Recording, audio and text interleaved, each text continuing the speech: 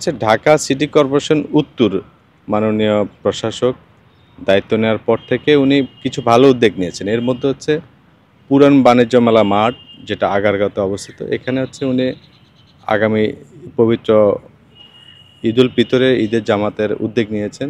তো এটা হচ্ছে মূলত নগরের পশ্চিম ৫-এর অধীনে, যেটা কারওয়ান বাজারের অধীনে। তো এখানে হচ্ছে আমরা যেটা এখন সিটি কর্পোরেশন উদ্যোগ নিয়েছেন, মোটামুটি অল্প সময়ের ভিতরে এই আয়োজনটা করা হচ্ছে। আচ্ছা, এখানে হচ্ছে মোটামুটি আমরা প্রায় ৬,০০০ লোকের নামাজের ব্যবস্থা করা হয়েছে।